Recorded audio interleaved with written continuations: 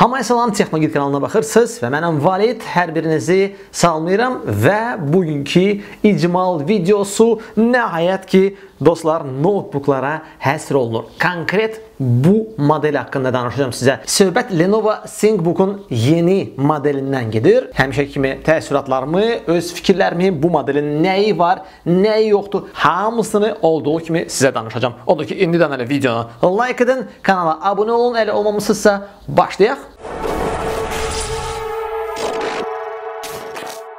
Əvvəlcə ümumi bu seriya haqqında danışmaq istəyərdim. Söhbət nədən gedir? Söhbət ondan gedir ki, Lenovo'nun notebookları əsasən 3 seriyaya bölünür. IdeaPad, ThinkPad və ThinkBook. Bu seriyaların ayrıca məqsədləri və fəlsəfələri, konseptləri var. Notebook seçərkən başa düşmək lazımdır ki, siz bu notebooku hansı məqsədlə istifadə edəcəksiniz. Bu haqda mənim ətraflı videom var və elə bu notebookun da elə bəri başdan məqsədini təyin etməliyəm. Əgər Lenovo IdeaPad seriyasında olan tüm modellər yalnız adi ev istifadəsi üçün nəzərdə tutulub, ThinkPadlər daha çox premium segmentin, bax o auditoriyaya, o tələbatlara nəzərdə tutulubsa, daha orta və daha mən deyərdim universal seriya elə məhz ThinkBook-dur. Bugün də elə məhz ThinkBook seriyasının yepyeni modeli haqqında danışacağım. Yəni bu seriya yenilənir, daha bir versiya çıxdı.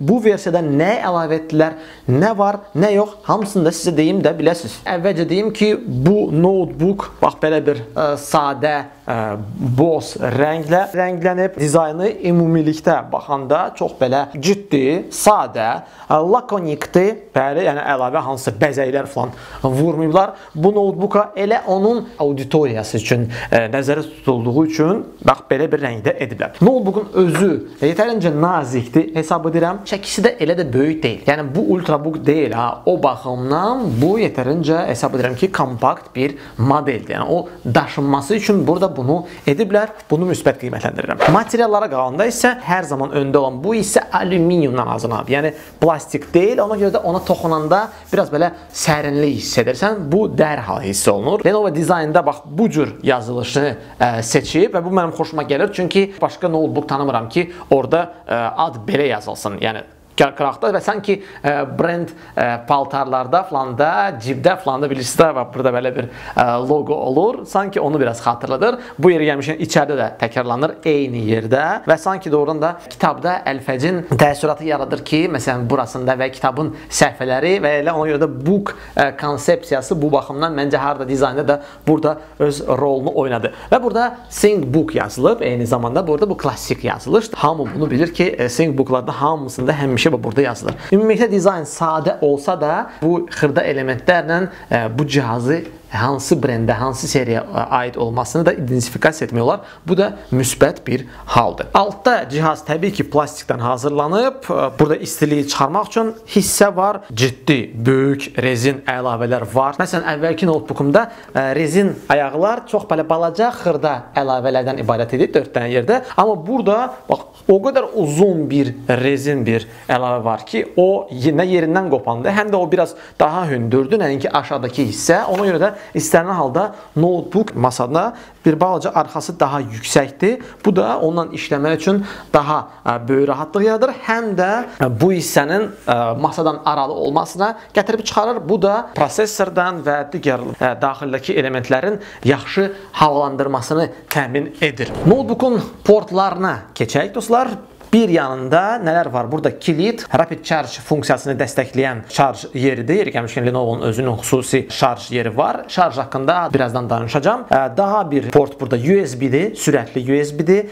SD kartlar üçün slot var və burada nə var? Gizli USB slot. Bəli, gizli deyəcəksiniz ki, nəyə lazımdır gizli? Belə ki, bu USB-yə siz hər hansı bir Bluetooth cihazı qoşa bilərsiniz. Məsələn, keyboard və ya Bluetooth siçanı. Və beləliklə də daim qoşulu olan bu Bluetooth cihaz nə harasa ilişməyəcək, nə də ki, estetik görünüşü pozmayacaq. Notebookun digər tərəfində nələr var dostlar? Burada Ethernet LAN girişi var, şəbəkəyə qoşmaq üçün, sürətli internet üçün. Burada HDMI, adi HDMI girişi var. Burada daha bir USB, özü də sürətli USB. Buradakı maraqlı funksiya baxın. Hətta bu laptop bağlı olan halda bura USB-ni taxmaqla telefon telefonunuzu və ya başqa bir USB-dən qidalanan cihazı şarj edə bilərsiniz. Və həmin bu USB-də bu funksiyanın dəstəyi var. 2 dənə USB Type-C-dir. Onların biri sadəcə olaraq məlumat ötürmək üçün, digəri isə həm DisplayPort funksiyasını dəstəkləyir, həm də şarj verə bilir.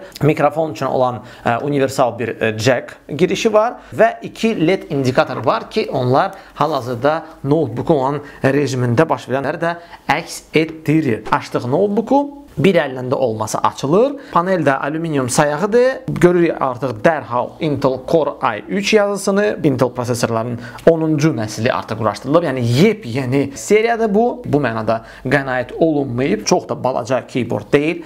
Düymələrin işıqlandırması var.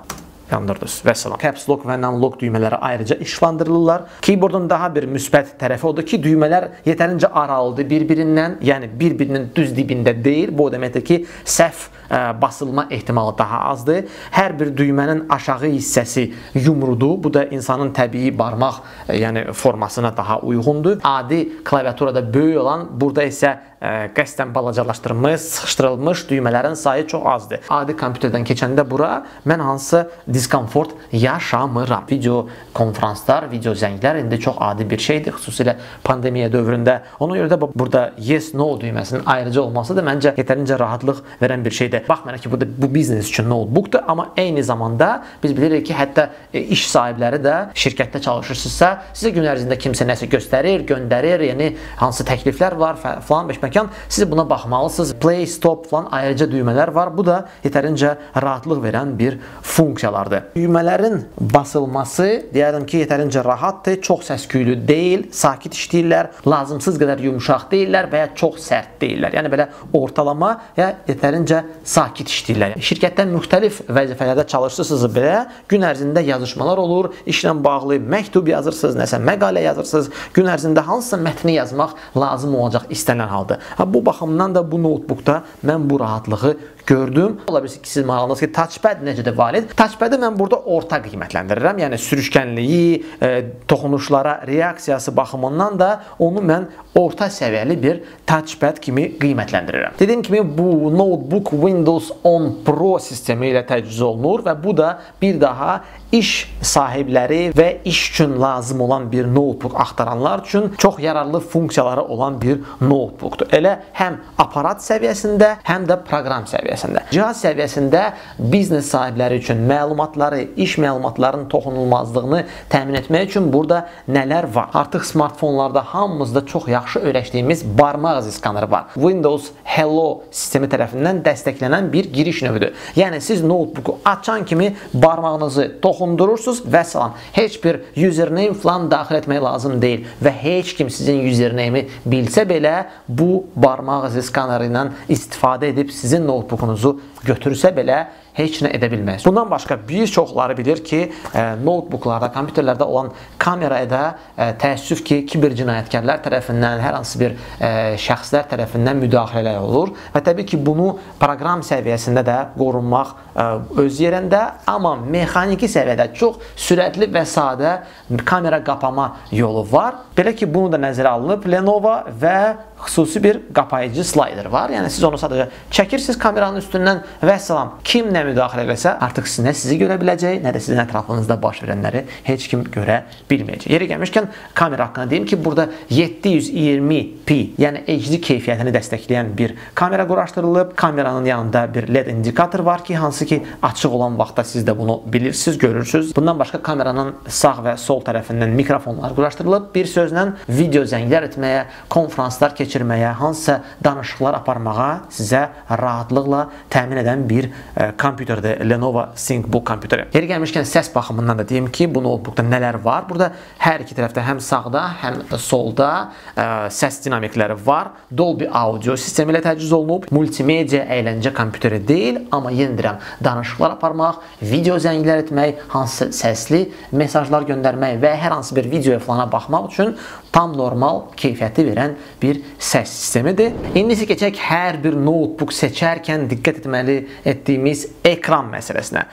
Dostlar, deyim ki, burada ekran Full HD keyfiyyətini dəstəkləyir. 15.6 düymlük bir displeydir. Parlaqlığı 220 nit səviyyəsindədir. Bu notebooku istənilən gün, istənilən vaxtında maksimum parlaqlığa qoymaqla istifadə etmək lazımdır. Burada TN displaydir, IPS deyil. Buna görə də bucaq altında təbii ki, artıq təsvirin rəngləri dəyişir. Displeyin burada daha bir xüsusiyyəti var ki, üst qapaq 180 dərəcə əyilir. Bəli, indi bunu göstərirəm sizə.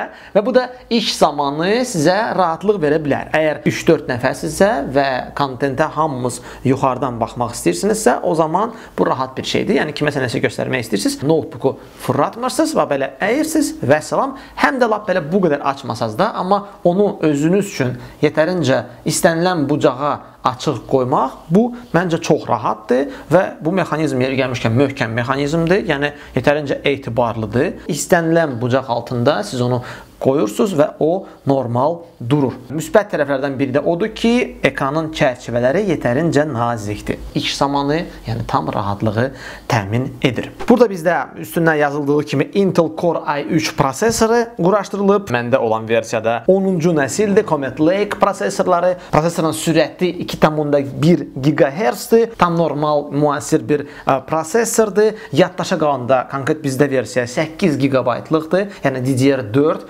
sürətli, müasir operativ yaddaşdır. Operativ yaddaş burada plataya, yəni quraşdırılmış bir operativ yaddaşdır. Amma daha bir operativ yaddaş slotu var. Bu deməkdir ki, o 8 GB-ı da siz artıra bilərsiniz. İstəyirsiniz əlavə 4 qoyun, istəyirsiniz əlavə 8 qoyun.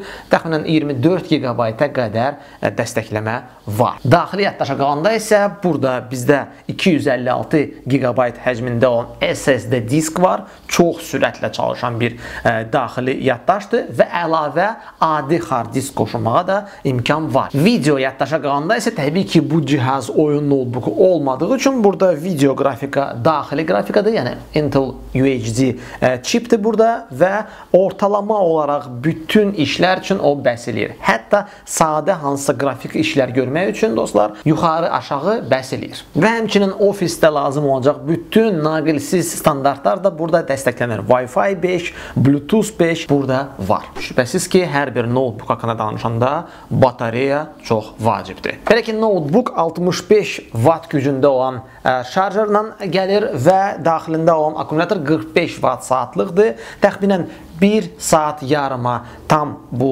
notebooku doldura bilərsiniz. Bu adapterlə, ümumiyyətlə bu sistem rapid charge sistemidir, yetərincə sürətli şarj edir notebooku və 9 saata qədər işi görə bilərsiniz bir şarjla. Lenovo ThinkBook-un yeni modelinin daha bir vacib üstünlüyü, bu haqda əvvəldən bəri başdan qeyd etmişəm ki, onun Windows 10 Pro ilə üstündə gəlməsidir. Windows ailəsində Windows 10 Pro-nun yeri xüsusidir. Adından da bəllidir ki, bu daha çox ev üçün yox, peşəkarlar üçün nəzərdə tutulmuş bir Windows. Adi və Home Edition-da olan bütün üstünlüklərdən əlavə təhlükəsizliyə çox böyük önəm verilib. Windows 10 Pro-da BitLocker sistemi var ki, məhz bu sistem hətta notebook oğurlansa belə ona girişi qadağan edir və heç bir bədniyyətli insan sizin notebookunuzda olan məlumatları götürə bilməyəcək. Windows 10 Pro-da Windows Information Protection sistemi də var ki, məsələn, korporativ müştərilər üçün nəzərdə tutulub. Şirkətdə istifadə olunan bütün kompüterlərdə olan məsələlər, yəni korporativ məlumatlar, korporativ proqramlarınız ola bilər. Məhz oradan hər hansı bir məlumatların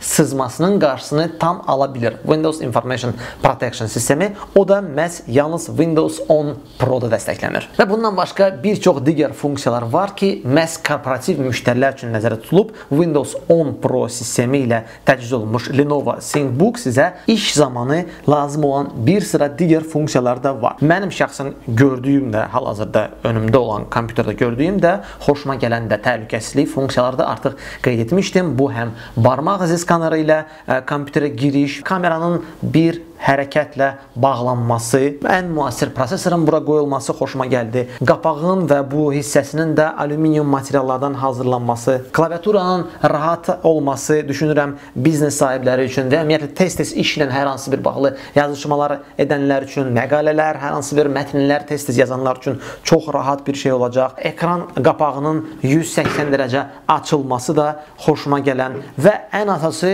bu qiymət kateqoriyasında və bu segmentdə olan digər notebooklara baxanda daha nazik və ümumilikdə daha yüngül olması da hesab edirəm ki, bu notebookun müsbət tərəflərdəndir. Bu Lenovo ThinkBook notebookların yeni modeli idi. Məndə olan 15-lik versiya idi. Bunun başqa versiyaları da mövcuddur. Amma ortalama bu seriya haqqında artıq müəyyən qədər ümidvaram ki, təsəvvürünüz yarandı və artıq öz seçiminizi edə bilərsiniz. Bu videonu bəyəndinizsə, onda like etməyi unutmayın. Videonun altında təsvirdə onu hardan ala biləcəyinizi də görə bilərsiniz. Yeni videolarda görüşəcəyik. Hələlik.